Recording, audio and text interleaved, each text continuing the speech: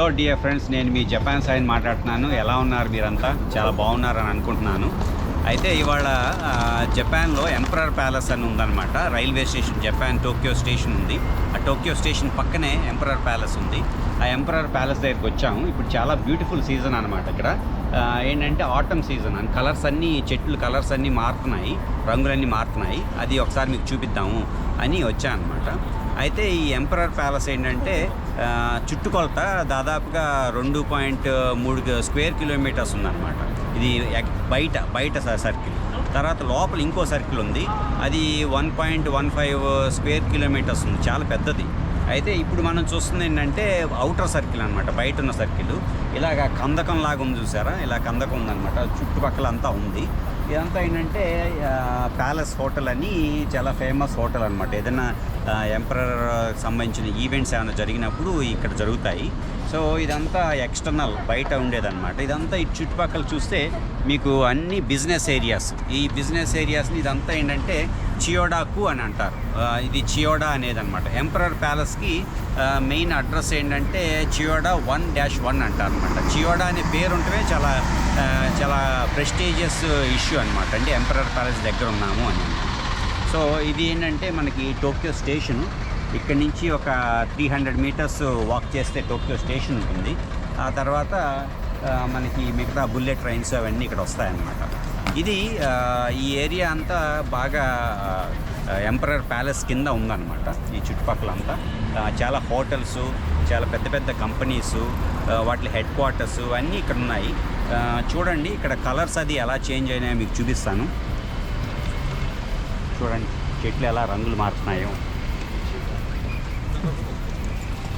ఇవాళ వెదర్ కూడా బాగుంది, 18 డిగ్రీలు ఉంది టెంపరేచరు. అందువలన ఏంటంటే చూడటానికి చాలా బాగుందన్నమాట. చెట్లన్నీ గోల్డెన్ కలర్లో చాలా మారుతున్నాయి, చాలా అందంగా ఉందన్నమాట. సో ఇక్కడ ఇప్పుడు జపాన్లో ఏంటంటే ఆటమ్ సీజను. ఈ సీజన్ వలన ఏంటంటే చెట్లు రంగులన్నీ మారి చాలా అందంగా తయారవుతాయి అన్నమాట. సో చూసారా, మామూలుగా ఏంటంటే గ్రీన్ కలర్లో ఉన్నాయి, ఈ చెట్లన్నీ నెమ్మదిగా మారిపోయినాయి. అది మీకు స్ట్రైట్గా చూస్తే ఏంటంటే టోక్యో స్టేషను, రెడ్ బ్రిక్స్తో కట్టారనమాట టోక్యో స్టేషను.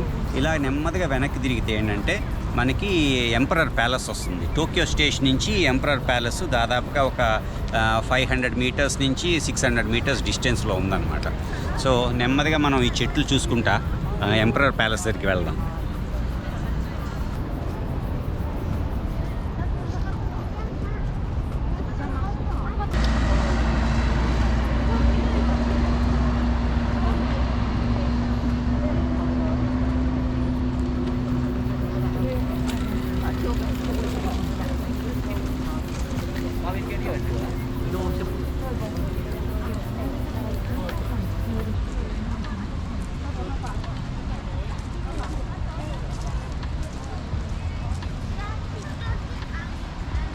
చూసారా, ఇదంతా ఏంటంటే ఎంపరర్ ప్యాలెస్ పైన బయట ఉండే గ్రౌండ్స్ అనమాట.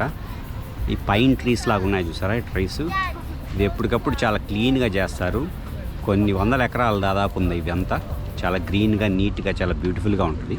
సో డియర్ ఫ్రెండ్స్, ఇప్పుడు మనం ఎక్కడున్నామంటే ఎంపరర్ ప్యాలెస్ అవుటర్ గార్డెన్ అని ఉంది. అవుటర్ గార్డెన్ దగ్గర ఉన్నాము. ఇది చూడండి, ఇక్కడ మ్యాప్ చూడండి, ఇలాగా బ్లూగా ఉంది చూసారా. ఇదంతా కందకం అన్నమాట. ఇది కందకం, ఇది మొత్తం. ఇది దాదాపుగా మొత్తం అంతా చూస్తే ఏంటంటే 2.5 కిలోమీటర్లు దాదాపుగా ఉంది. తర్వాత లోపల ఇంకోటి ఉందన్నమాట. ఇది కంప్లీట్ ఎంపరర్ ప్యాలెస్. ఈ ఎంపరర్ ప్యాలెస్ చుట్టూనేమో 1.15 కిలోమీటర్స్, కిలోమీటర్ పావు అన్నమాట ఈ లోపల ఉన్నది. ఇదంతా కలిపితే 2.3 కిలోమీటర్లు దాదాపుగా ఉంది మొత్తం అంతా. సో దీనికి ఏంటంటే చాలా పెద్దది ఇది. దీని పక్కనంతా బ్యూటిఫుల్ గార్డెన్ లాగా ఉంటుంది అనమాట. పైన్ ట్రీస్ అవన్నీ ఉన్నాయి. సో ఇది నడవాలంటే దాదాపుగా మనకి ఒక 1 అవర్ నుంచి 1.5 అవర్ పట్టే అవకాశాలు ఉన్నాయన్నమాట నెమ్మదిగా నడిస్తే.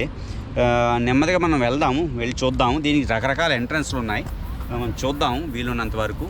ముందుకు వెళ్దాం. మనం ముందుకు వెళ్ళి అక్కడ కందకం లాగా ఉంది, అది ఎలా ఉంది ఏంటనేది చూద్దాం ఒకసారి. చూడండి ప్యాలెస్ గ్రౌండ్స్ ఎలా ఉన్నాయి చూడండి. ఇవన్నీ పైన్ ట్రీస్ అన్నమాట. వీటిలన్నిటినీ ఎప్పటికప్పుడు చాలా క్లీన్గా, నీట్గా చేస్తారు. ఈ పైన్ ట్రీస్ ఏంటంటే కొన్ని వందల సంవత్సరాల ముందు వేసినవి అన్నమాట. సో ఇదేంటంటే ఒక నిచ్చెన వేసుకొని వాటిని ఒక్కో ఆకు లాంటిది కట్ చేయాలన్నమాట. దీనికి మెయింటెనెన్స్కే కొన్ని కోట్ల రూపాయలు ఖర్చు అవుతుంది. అన్ని వందల చెట్లు ఉన్నాయన్నమాట ఇక్కడ. సో ఫ్రెండ్స్ చూడండి ఈ చెట్టు ఎలా ఉందో. ఇది పైన్ ట్రీ లాంటిది అనమాట చెట్టు. దీన్ని క్లీనింగ్ చేయడానికి కూడా అంత తేలికైన విషయం కాదు. ఏంటంటే చిన్న సిజర్స్ పెట్టి కొంచెం కట్ చేయాలి. దీనికి ఏంటంటే 2 ఇయర్స్ కోచింగ్ అనమాట, ట్రైనింగ్ తీసుకోవాలి చెట్లు కట్ చేయడానికి. ఇలా కొన్ని వందల చెట్లు ఉన్నాయి చూడండి. ఇదేంటంటే ప్యాలెస్ చుట్టుపక్కల ఉన్న పార్క్ లాంటిది అనమాట, ఓపెన్ పార్క్. కొన్ని వందల చెట్లు సేమి ఉన్నాయన్నమాట. ఇవి కొన్ని ట్రెడిషనల్ చెట్లు. వీటిని మేనేజ్ చేయడం కానీ మెయింటైన్ చేయడం కూడా చాలా కాస్ట్లీ అనమాట. సో ఇలాగా ఈ ఎంపరర్ ప్యాలెస్ చుట్టుపక్కలంతా ఈ చెట్లు ఉన్నాయి. చాలా పెద్ద పార్క్ లాగా అంటారు అన్నమాట, ఓపెన్గా ఉంది. చూడండి ఎలా ఉందో. తర్వాత కొంచెం మనం ముందుకెళ్తే ఎంపరర్ ప్యాలెస్ వాల్స్ వస్తాయి. మనం వాల్ దగ్గరికి వెళ్దాం. సో ఇదేంటంటే ఒక కందకం లాగా ఉందన్నమాట. ఇది ఇన్నర్ సర్కిల్లో ఉంది. అయితే ఆ చివరి చూసారా, అది పగోడా లాగా ఉంది చూసారా. అదేంటంటే పూర్వకాలంలో ఎవరైనా అటాక్ చేయకుండా ఉండడానికి వెపన్స్ అవి పెట్టుకునేవాళ్ళు అనమాట. యారోస్ అని, బోస్ అని, అంటే బాణాలు కానీ తర్వాత గన్స్ కానీ పెట్టుకుని వాటిల్లో వెపన్స్ పెట్టుకునేవాళ్ళు ప్రొటెక్షన్ కోసం. అయితే ఇప్పుడు ఎక్కువ లేవు, కొన్నే ఉన్నాయన్నమాట. తర్వాత ఈ ఎంపరర్ ప్యాలెస్కి చాలా దారులు ఉన్నాయి. అందులో ఇదొక ముఖ్యమైన దారి అనమాట. పదండి మీకు చూపిస్తాను దారి ఎలా ఉంటుందని. మనం ఎంపరర్ ప్యాలెస్ బయట ఉన్న పార్క్లో ఉన్నాం అనమాట. అయితే చూడండి ఇటు పక్కల మీకు మళ్ళీ పెద్ద పార్క్లా కనబడుతుంది. అన్నీ ఇక్కడ చెట్లు, మంచి చెట్లు, చాలా బ్యూటిఫుల్ చెట్లు ఉన్నాయి. ఇందాక మీకు చెప్పాను కదా పైన్ అని, ఈ పైన్ ట్రీస్ అనమాట. ఆ తర్వాత మీకు కంటిన్యూస్గా బిల్డింగ్స్ కనబడుతున్నాయి చూసారా. ఇవన్నీ పెద్ద కంపెనీస్ అనమాట. అటువైపు ఏమో హిబియా అంటారు, ఇదంతా చియోడాకు అంటారు. చియోడా అనేది చాలా మెయిన్ అడ్రస్ అనమాట, చాలా ప్రెస్టీజియస్ ప్లేరు. ఇప్పుడు ఎంపరర్ ప్యాలెస్ అడ్రస్ కూడా చియోడా 1-1తో స్టార్ట్ అవుతుంది. సో ఇవన్నీ చాలా పాపులర్ కంపెనీసు, పెద్ద కంపెనీస్ హెడ్ క్వార్టర్స్ అంతా ఇక్కడ ఉంటాయి. తర్వాత మీరు ఇటుపక్క చూస్తే ఏంటంటే ఈ కందకంలా కనబడుతుంది. ఇది ఇంటర్నల్ లోపల ఉన్న కందకం అనమాట, బయట ఇంకో కందకం ఉంది. సో ఇది ఏంటంటే మీకు సెకండ్ వరల్డ్ వార్ టైంలో ఇదంతా బాంబింగ్ జరిగింది. ఇదంతా బాంబింగ్ జరిగి ఈ స్టోన్ వాల్స్ అవి కూడా పగిలిపోయినాయి అనమాట. అంతకుముందు కొన్ని చోట్లంతా వుడెన్తో ఉండేది. అవన్నీ సెకండ్ వరల్డ్ వార్లో అది బాగా బ్లాస్ట్ అయ్యి పాడైపోయినాయి అనమాట. అప్పుడు సెకండ్ వరల్డ్ వార్లో ఈ బిల్డింగ్స్ ఏమీ లేవు. 1945లో అనమాట. మొత్తం అమెరికా ఏంటంటే బాంబింగ్ చేసినప్పుడు మొత్తం ఇక్కడి నుంచి దాదాపు ఒక 10-15 కిలోమీటర్లు మొత్తం నేలమట్టం అయిపోయి మొత్తం అంతా ఫైర్గా కనబడి మొత్తం ఫ్లాట్గా ఉండేదన్నమాట. అయితే ఏంటంటే అమెరికన్ ట్రూప్స్ ఎంపరర్ ప్యాలెస్ని బాంబింగ్ చేయకూడదు అనే ఒక ప్లాన్ ఉందన్నమాట. ఎందుకంటే ఎంపరర్ అనేది దేవుడి నుంచి వాళ్ళకి జపనీస్ మనసులో ఏంటంటే, అంటే మన తెలుగులో చెప్పాలంటే ఒక గుడి మీద బాంబు వేసినట్టు అనమాట. దేవుడు బిడ్డ అన్నట్టు, దేవుడు నుంచి వచ్చిన వ్యక్తి ఎంపరరు అని ఒక ఉద్దేశం ఉంది. దాని మీద బాంబింగ్ చేస్తే ఏంటంటే జనాల్లో, జపనీస్లో చెరగని ముద్ర, చెడుగా ముద్ర పడుతుంది అని చెప్పి కావాలని ఎంపరర్ ప్యాలెస్ మీద బాంబింగ్ చేయాల. కాకపోతే చుట్టుపక్కల మొత్తం అంతా బాంబింగ్ చేశారు 1945 ఆ టైంలో అనమాట, సెకండ్ వరల్డ్ వార్ టైంలో. అప్పుడు చాలా గోడలన్నీ పగిలిపోయినాయి. సో తర్వాత మళ్ళీ అంతా రెనోవేట్ చేశారు. ఎంపరర్ గురించి మీకు మళ్ళీ చెప్తాను, ఏ ఎంపరర్ ఉన్నారు ఏంటనేది. పదండి ముందుకు వెళ్దాం మనం.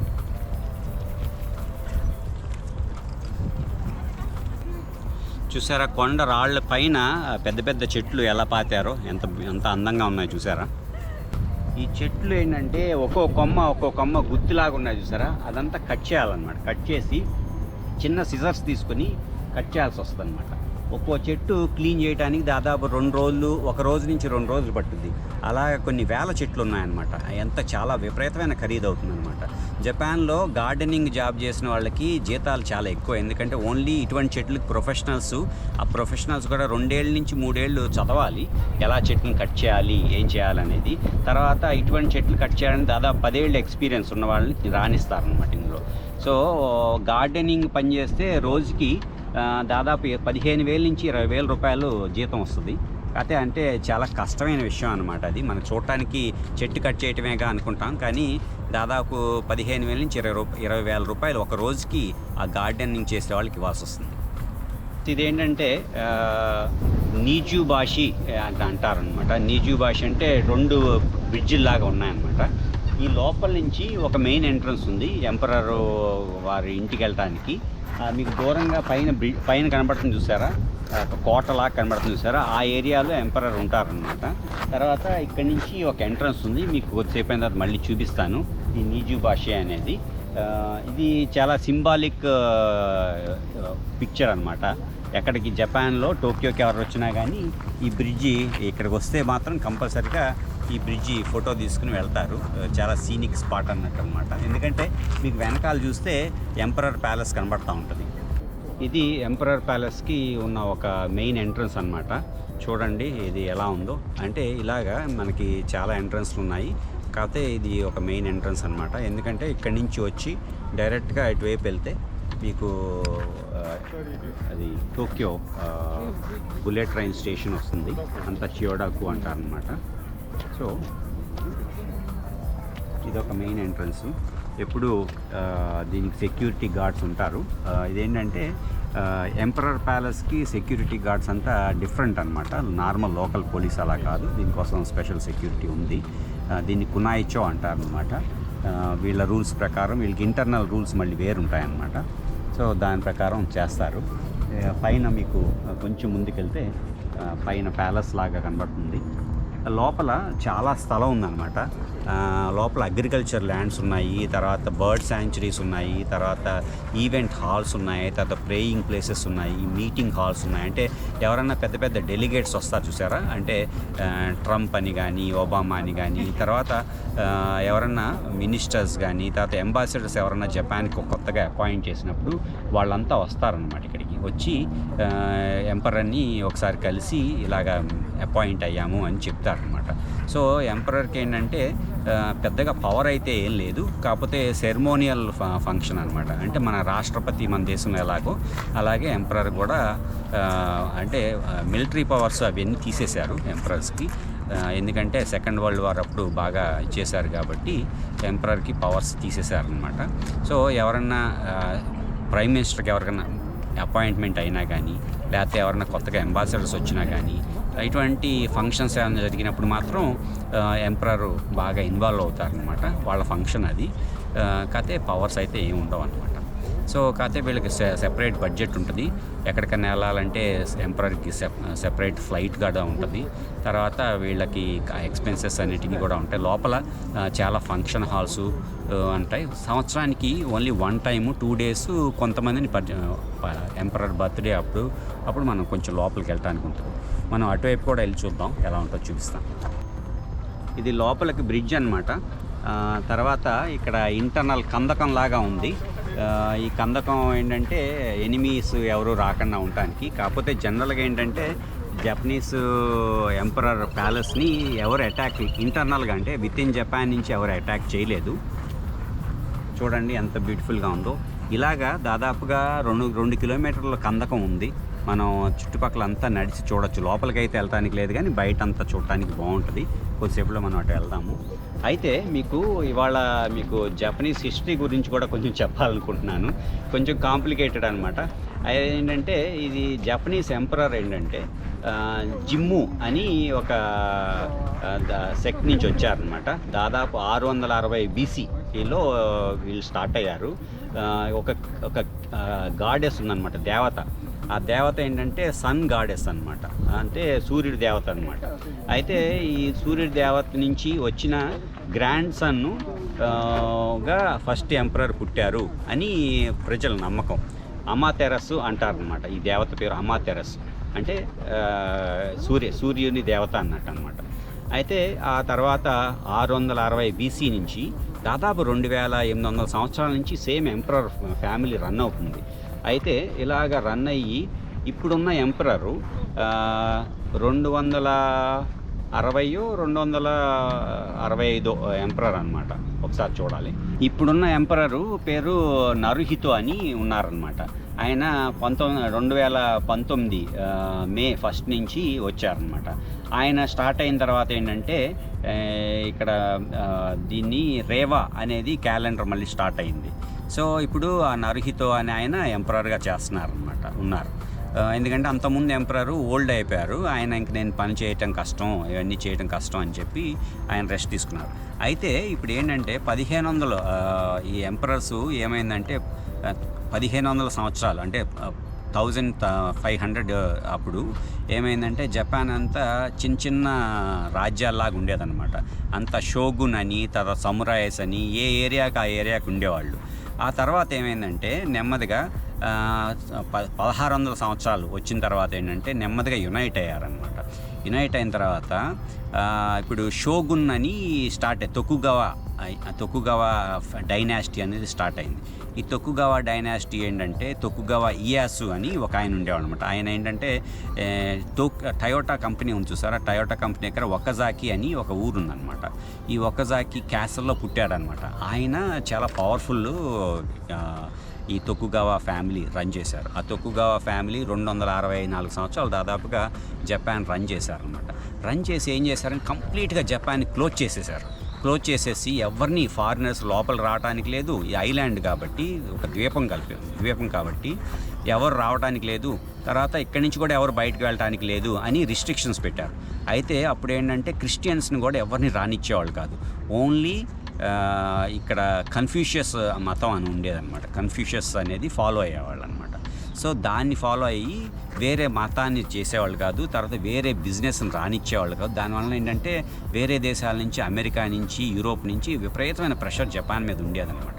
అప్పుడు ఏంటంటే జపాన్లో ఒక రెవల్యూషన్ అనేది స్టార్ట్ అయింది. ఈ తొకుగవా ఫ్యామిలీని నెమ్మదిగా తొక్కేయాలి, అంటే తగ్గించాలి వాళ్ళ పవర్ని అని మొత్తం జపాన్ మొత్తాన్ని ఒక ఎంపరర్ కిందకి తీసుకురావాలంటే ఆల్రెడీ ఎంపరర్ ఉన్నారు కాకపోతే పవర్ లేదనమాట అని చెప్పి ఏం చేశారంటే కొంతమంది తొకుగవా డైనాసిటీకి ఆపోజిట్గా కొంతమంది నెమ్మదిగా షిప్స్ ఎక్కి యూరోప్ వెళ్ళి జర్మనీ అక్కడికి వెళ్ళి తర్వాత అప్పుడప్పుడు ఏంటంటే బిస్మార్క్ అని ఒక రూలర్ ఉండేవాళ్ళు అనమాట. వాళ్ళ కాన్స్టిట్యూషను, వాళ్ళ రాజ్యాంగాలు ఎలా చేశారు ఇవన్నీ కూడా తెలుసుకుని సైలెంట్గా మళ్ళీ జపాన్ వచ్చి జపాన్లో బాగా రెవల్యూషన్ తీసుకొచ్చి ఆ తొకుగవా డైనాసిటీ అంటే వీళ్ళు ఏంటంటే జపాన్ని ఇండస్ట్రియలైజ్ చేయాలి.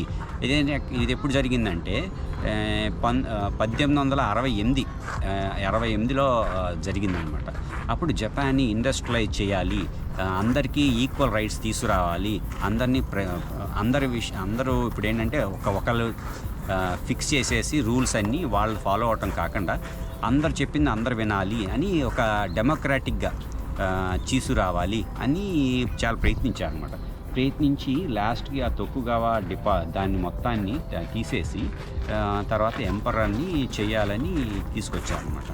అప్పుడు 1868లో నెమ్మదిగా డైనాసిటీ పోయిన తర్వాత ఎంపరర్కి పవర్స్ వచ్చినాయన్నమాట.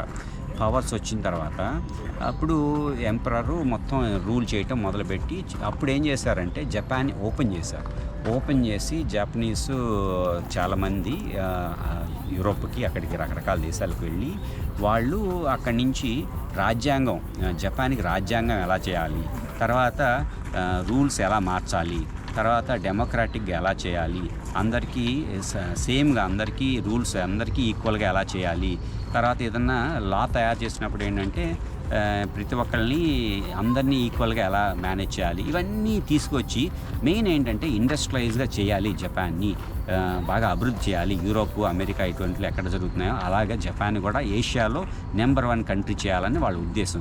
అందుకే నెమ్మదిగా జపాన్ని ఓపెన్ చేయటం మొదలుపెట్టారు.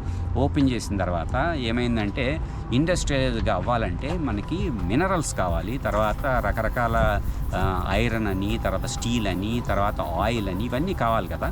అయితే జపాన్లో ఏమీ లేవన్నమాట. జపాన్లో ఏ రిసోర్సెస్ లేవు. అందుకని వీళ్ళంతా ఏంటంటే అమెరికా నుంచి, యూరోప్ నుంచి ఇంపోర్ట్ చేసుకోవాల్సి వచ్చేది. అయితే ఈ ఇండస్ట్రియల్గా అవ్వాలంటే ఎక్విప్మెంట్ మొత్తం, తర్వాత రా మెటీరియల్స్ అన్నీ చేయాల్సి వస్తే ఎక్స్పెషల్గా ఏంటంటే ఆయిల్ లేదు జపాన్లో.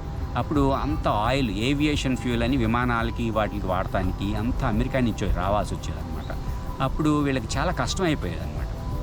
ఇలా అయితే మనం డెవలప్ అవ్వలేము జపాన్లో, ఏషియాలో కింగ్ లాగా అవ్వలేము, మనం మంచి దేశం అవ్వలేము. అందుకని ఏం చేశారంటే నెమ్మదిగా వీళ్ళు జపాన్ నుంచి చైనాని ఫస్ట్ కొరియాకి వెళ్ళారు. కొరియాని ఆక్యుపై చేశారు. కొరియాని ఆక్యుపై చేసి కొరియా నుంచి రా మెటీరియల్, ఎస్పెషల్లీ ఏంటంటే స్టీల్, ఐరన్, ఇటువంటి మెటీరియల్స్ అన్నీ తీసుకురావటం మొదలుపెట్టారు. తర్వాత కొరియాకి అయిన తర్వాత కొరియాలో ఏంటంటే కొంచెం వీళ్ళకి రెసిస్టెన్స్ పెరిగిందనమాట. పెరిగితే నార్త్ కొరియా ఉంది కదా, నార్త్ కొరియా వెనకాల మంచూరియా అంటారనమాట. మంచూరియాలో ఏం చేశారంటే గవర్నమెంట్ చైనీస్ అనమాట. అక్కడ చైనీస్ గవర్నమెంట్ కొంచెం వీక్గా ఉండేది. అయితే మంచూరియా మొత్తాన్ని ఒక సైడ్ అంతా ఆక్యుపై చేశారు. ఆక్యుపై చేసి అది రిసోర్సెస్ కోసం అనమాట, మెయిన్ రిసోర్సెస్ కోసం ఆక్యుపై చేసి అక్కడి నుంచి మొత్తం మెటీరియల్స్ అంతా ఎక్స్పోర్ట్ చేసి జపాన్ని తీసుకొచ్చేవాళ్ళు. దాన్ని ఇండస్ట్రియల్గా బాగా డెవలప్ చేశారనమాట. ఇలా చేస్తూ ఉంటే ఏమైందంటే అప్పుడు అమెరికాకి ప్రాబ్లం ఏంటంటే, అమెరికాకి వేరే కాలనీస్ ఉన్నాయన్నమాట. కాలనీస్ ఎక్కడున్నాయి? ఇప్పుడు మలేషియా, సింగపూరు, ఇవన్నీ ఏంటంటే బ్రిటిష్ కాలనీస్ ఉంటాయి అన్నమాట. తర్వాత ఇండోనేషియా, ఈస్ట్ తిమోర్ అని ఇప్పుడు ఉంది కదా, అదంతా ఏంటంటే డచ్, అంటే హాలాండ్ డచ్ ఉన్నారు కదా, వాళ్ళ ఉండే అన్నమాట. అయితే ఇదేంటంటే జపాను ఇలా ఎక్స్పాండ్ అవుతూ ఉంటుంది. అంటే ఇండోనేషియాకి అటువైపు ఎక్స్పాండ్ అవ్వాలి. తర్వాత అమెరికా ఏమో ఫిలిప్పీన్స్ ఉంది కదా, ఫిలిప్పీన్స్ అమెరికా కంట్రోల్లో ఉండేదన్నమాట. ఇలాగా రకరకాల దేశాలు ఏషియా నుంచి రా మెటీరియల్ కోసం, అయితే బ్రిటిష్ ఏమో హాంకాంగు, తర్వాత సింగపూరు, మలేషియా, డచ్ వాళ్ళేమో ఇండోనేషియా, అమెరికా ఏమో ఫిలిప్పీన్స్, వీటిల్లో బాగా దృఢంగా ఉన్నారనమాట. అయితే జపాన్ ఏంటంటే నెమ్మదిగా ఎక్స్పాండ్ అవుతుంటే అమెరికాకిను వేరే యూరోపియన్ కంట్రీస్కి భయం వేసింది, ఇలా అయితే కష్టమని. అయితే మీరు జపాన్ నుంచి వెనక్కి వచ్చేయండి, ఆ ఏషియాలోకి వెళ్ళొద్దు, అది మేము తీసుకోవాలి, మాకు రిసోర్సెస్ కావాలి అని బాగా జపనీస్ గవర్నమెంట్ మీద ప్రెషర్ తీసుకొచ్చారు. ప్రెషర్ తీసుకొస్తే జపనీస్ గవర్నమెంటు మంచి సోర్స్ దొరికింది, దీన్ని ఎలా వదిలేస్తాం అని అనుకున్నారు అనమాట. అప్పుడు ఏంటంటే అమెరికాకిను జపాన్కి యుద్ధం అయ్యేటట్టు స్టార్ట్ అయిందనమాట. యుద్ధం అయ్యే సిచ్యువేషన్ వచ్చింది. అప్పుడు సడన్గా ఏం చేశారంటే జపనీసు వాళ్ళు వెళ్ళే 1937 ఆ టైంలో ఏంటంటే జపాన్ వెళ్ళి పెర్ల్ హార్బర్ అని ఉంది, అది హవాయిలో ఉందన్నమాట. ఆ హవాయి దగ్గరికి వెళ్ళి పెర్ల్ హార్బర్ మీద బాంబింగ్ చేశారు. బాంబింగ్ చేసి ఎక్కడి నుంచి చేశారు? జపాన్ నుంచి ఫ్లైట్లు వెళ్ళారు. రష్యాలో కొన్ని ఐలాండ్స్ లాగా ఉన్నాయన్నమాట, అది జపాన్ ఆక్యుపై చేసింది. జపాన్ రష్యా వార్ జరిగిందనమాట. అప్పుడు ఆ ఐలాండ్స్ ఆక్యుపై చేశారు. అక్కడి నుంచి దాదాపు 350 ఫ్లైట్లు, జపనీస్ ఫ్లైట్స్ పంపించి దాన్ని ఏం చేశారంటే పెర్ల్ హార్బర్లో మార్నింగ్ 8కి బాంబింగ్ స్టార్ట్ చేసి, అక్కడ ఉన్న షిప్స్ ఉన్నాయన్నమాట.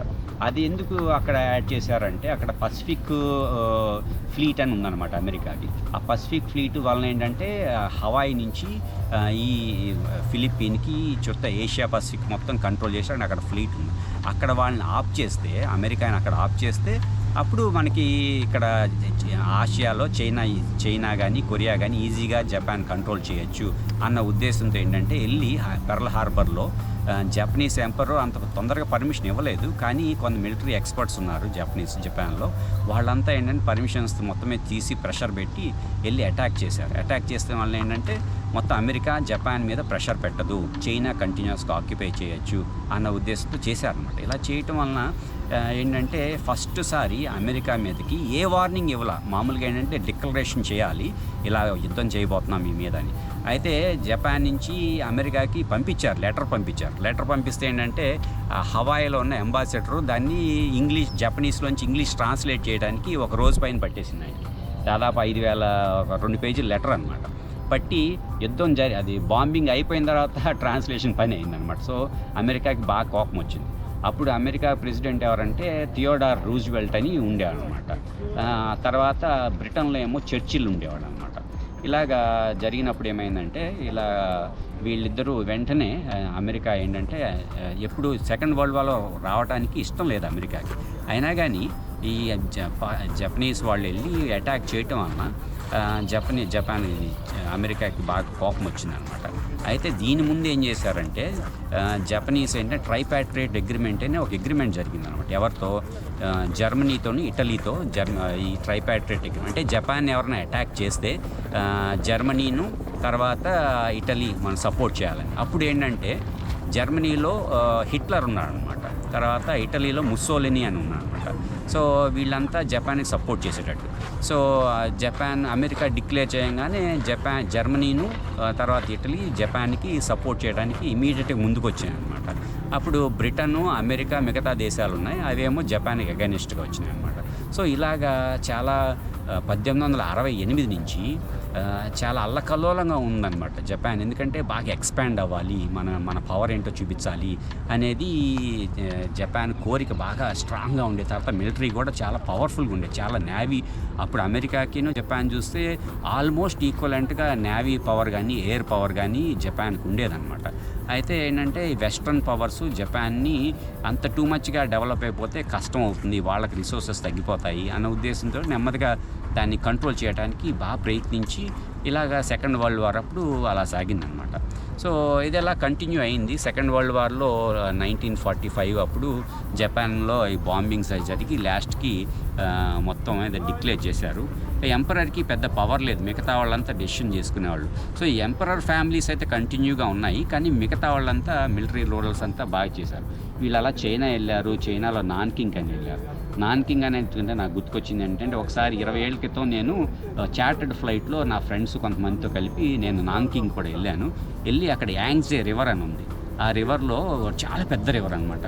సో అక్కడ నాన్కింగ్లో కూడా పెద్ద ఇచ్చేసి జపనీస్ ఆక్యుపై చేసి దాదాపుగా 40,000 నుంచి 3 లక్షల మందిని చంపేశారనమాట. అంటే బాగా ఇదయింది, ఘోరమైన ఇదయింది. సో ఇలాగ చాలా జరిగినాయి అనమాట. అయినా కానీ ఎంపరర్ మాత్రం కంటిన్యూస్గా అలాగే ఉన్నారు. హిరోహితో ఇప్పుడు నరుహితో ఇలా ఎంబసర్ ఉన్నారనమాట. వీళ్ళంతా ఎక్కడి నుంచి ఈ దీనికి చాలా చాలా మనకి హిస్టరీ ఉంది ఈ ప్రదేశానికి. ఇప్పుడంటే స్టోన్లా కనబడుతుంది, కానీ చాలా హిస్టరీ ఉంది. సో ఇదంతా అంటే మీకు 10 నిమిషాల్లో దాదాపుగా 100-200 ఏళ్ళ హిస్టరీ చెప్పాలంటే కష్టం.